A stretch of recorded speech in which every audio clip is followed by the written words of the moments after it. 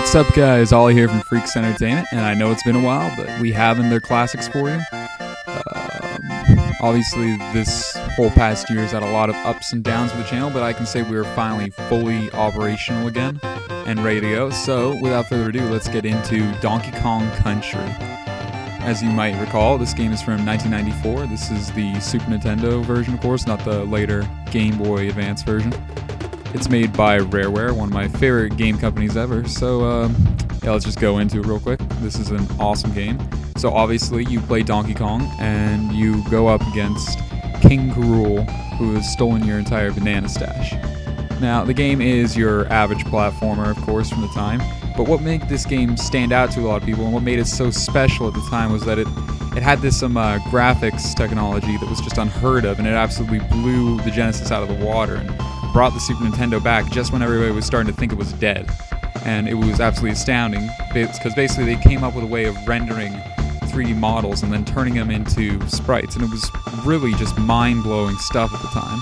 And as you can see here, I mean, though it, obviously looks really pixelated in its original resolution and everything, you can still see exactly what they're doing, and there aren't really any other 16-bit games at the time that show anything even close to this, and that's really what's just so impressive about it.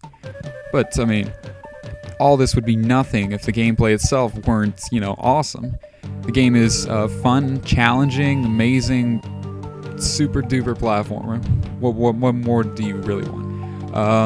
The game introduced a lot of characters, first off being Donkey Kong himself, really, because as some of you may or may not know, Cranky Kong is actually the original Donkey Kong from the old arcade game, and in the overall story of this, the Donkey Kong we all know now is actually Cranky's son, or grandson, I can't recall exactly, but yeah.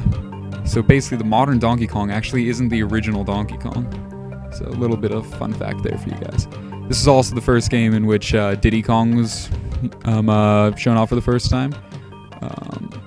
Basically all the staple characters of Donkey Kong were introduced in this game, and they've held, up till now, which is impressive, and it's a testament to the quality that Rareware themselves, put out, and which has since, fallen by the wayside a bit ever since they were bought by Microsoft back in 2001, I believe. I can't quite recall. But, yeah, anyway, Donkey Kong Country is an amazing game. It's a fun platformer. I highly recommend it if you're looking for a good challenge. It's pretty cheap to pick up these days, either in its original Super Nintendo form or its Game Boy Advance form. I'm also pretty sure that it's on the Wii eShop. I don't really have a Wii right now, but I'm pretty sure you can get it on there fairly cheaply too. So, yeah, this is just a quick look at the original Donkey Kong Country. I highly recommend you give it a go. If you're looking for things to do this summer, definitely bring out the old Klassicz games, and remember to rate, comment, and subscribe to Freaks Entertainment. Thanks, guys. See you later.